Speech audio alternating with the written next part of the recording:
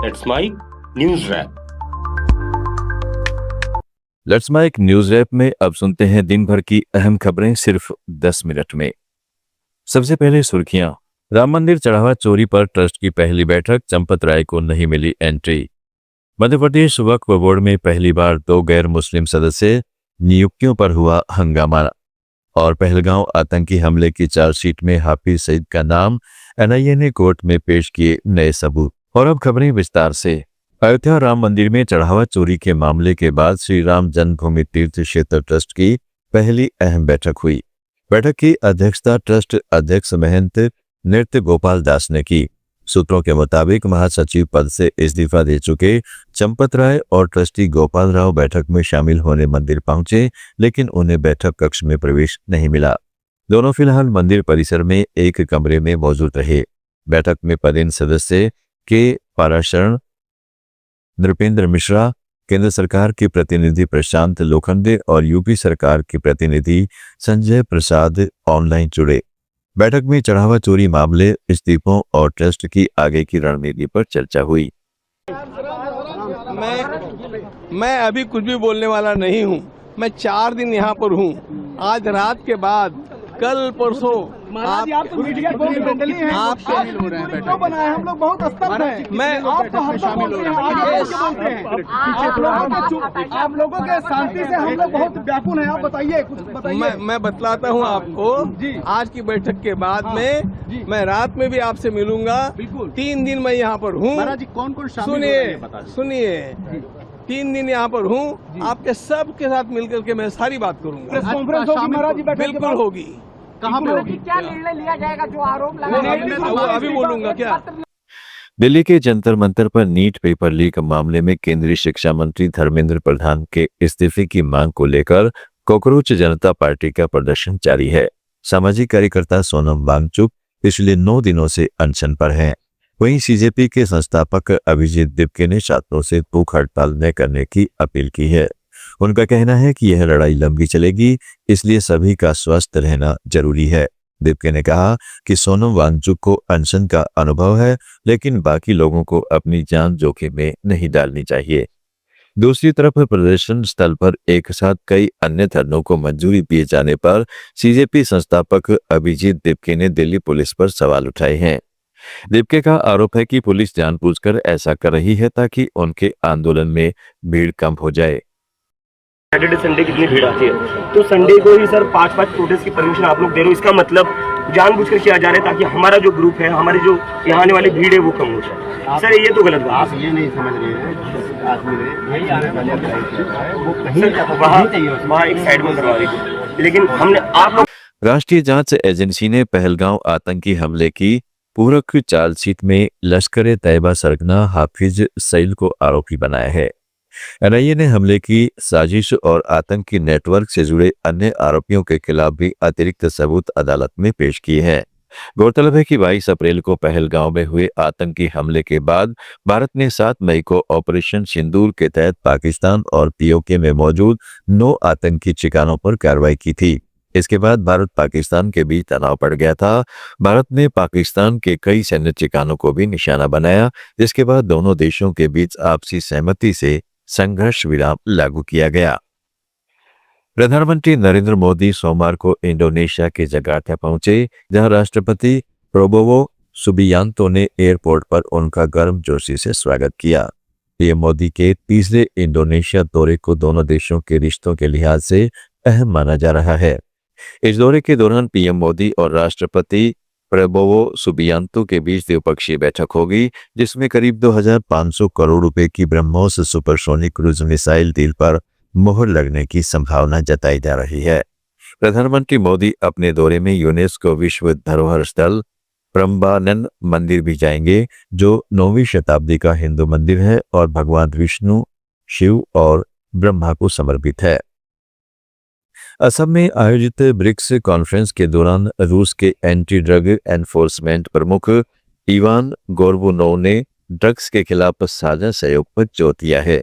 उन्होंने कहा है कि इस कार्यक्रम में अनुभवों का आदान प्रदान बेहद महत्वपूर्ण है और इससे सभी ब्रिक्स देशों को फायदा मिलेगा। गोर्बनोव ने आयोजकों का धन्यवाद करते हुए कहा है कि रूस अपने अनुभव साझा करने और अन्य देशों की नीतियों को समझने के लिए तैयार है। ड्रग्स के खिलाफ लड़ाई में सभी देशों का लक्ष्य एक ही है और सहयोग के जरिए इस समस्या से बेहतर तरीके से निपटा जा सकता है। Ну, во-первых, мне хотелось поблагодарить встречающую сторону индийскую за прекрасную организацию этого мероприятия. First of all, we would like to thank organizers of this event. We are impressed. Вне всякого сомнения, встречи с коллегами приносят очень большой и серьезный опыт. We are sure that the sharing of experience is an important part of our activities. Мы бы хотели Assam सरकार ने कैबिनेट बैठक में Guwahati satellite city development authority bill को मंजूरी दे दी है, जो विधानसभा सत्र में पेश होगा। मुख्यमंत्री हेमंत बिस्वा शर्मा ने गुवाहाटी में कैबिनेट बैठक के बाद प्रेस कॉन्फ्रेंस में कहा है कि यह पूरी तरह सरकारी पहल है जिसमें अडानी या अंबानी जैसी किसी निजी कंपनी की कोई भूमिका नहीं है।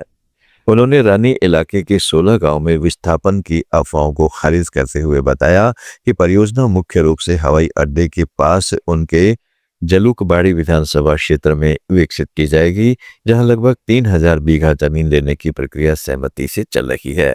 शर्मा ने कहा है कि बड़े कॉरपोरेट्स को आकर्षित करना आसान नहीं, लेकिन अगर वे आते हैं तो युवाओं के लिए रोजगार के अवसर पैदा होंगे।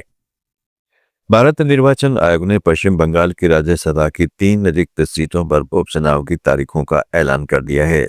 इन सीटों के लिए 24 जुलाई को मतदान होगा और उसी दिन शाम 5 बजे मतगणना भी की जाएगी। ये सीटें राज्यसभा सांसद सुखेंदु शेखर राय, सुष्मिता देव और प्रकाश चिक बड़ाई के इस्तीफे के बाद खाली हुई थी।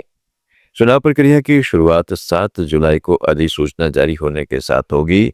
निर्वाचन आयोग ने स्पष्ट किया है कि तीनों सीटों के लिए चुनाव कार्यक्रम एक जैसा होगा, लेकिन प्रत्येक रिक्ति को अलग माना जाएगा, इसलिए हर सीट के लिए अलग अधिसूचना जारी होगी और स्वतंत्र रूप से मतदान कराया जाएगा। निष्पक्ष और पारदर्शी चुनाव सुनिश्चित करने के लिए मतदान के दौरान केवल निर्वाचन अधिकारी द्वारा उपलब्ध कराया गया विशेष बैंगनी स्केच पेन ही मान्य होगा। चुनाव प्रक्रिया की निगरानी के लिए विशेष पर्यवेक्षक भी तैनात किए जाएंगे। मध्य प्रदेश में पहली बार वक्फ बोर्ड में 2 गैर मुस्लिम सदस्यों की नियुक्ति को लेकर विवाद शुरू हो गया है। राज्य सरकार ने वक्फ बोर्ड का पुनर्गठन करते हुए इंदौर के मनोज मालपानी और गुना के अनिमेश भार्गव को सदस्य नियुक्त किया है। वहीं सनवर पटेल को दोबारा बोर्ड का अध्यक्ष बनाया गया है। इस फैसले के विरोध में भोपाल में ऑल इंडिया मुस्लिम त्योहार कमेटी ने प्रदर्शन किया। कमेटी का कहना है कि वक्फ एक धार्मिक और सामाजिक संस्था है, इसलिए इसके प्रबंधन में गैर मुस्लिम सदस्यों की नियुक्ति उचित नहीं है। शेयर बाजार ने आज मजबूती के साथ कारोबार खत्म किया। सप्ताह के पहले कारोबारी दिन सेंसेक्स 521 अंकों की छलांग लगाकर 78,285 पर बंद हुआ, जबकि निफ्टी 160 अंक चढ़कर 24,430 के स्तर पर पहुंच गया। बाजार में ऑटो, रियल्टी, मेटल और कंज्यूमर ड्यूरेबल सेक्टर के शेयरों में जोरदार खरीदारी देखने को मिली, जिससे निवेशकों का भरोसा मजबूत हुआ। आज सोना और चांदी की कीमतों में गिरावट दर्ज की गई है। 24 कैरेट 10 ग्राम सोना 832 रुपये सस्ता होकर करीब 1,46,000 रुपये पर आ गया। वहीं 1 किलो चांदी की कीमत में 2,046 रुपये की गिरावट आई है और अब यह करीब 2,32,000 रुपये प्रति किलो बिक रही है। महाराष्ट्र में लगातार हो रही मूसलाधार बारिश ने हालात गंभीर कर दिए हैं। पुणे जिले के मावल इलाके में भूस्खलन से पहाड़ी का एक हिस्सा ढह गया, जिससे कई घर मलबे में दब गए। हादसे में 3 लोगों के मलबे में फंसे होने की आशंका है। भारी बारिश और लैंडस्लाइड के खतरे को देखते हुए मुंबई पुणे एक्सप्रेसवे और पुराना मुंबई पुणे हाईवे फिलहाल बंद कर दिया गया है। प्रशासन ने लोगों से अनावश्यक यात्रा से बचने की अपील की है। उधर मुंबई, ठाणे और रायगढ़ के लिए मौसम विभाग ने रेड अलर्ट जारी किया है।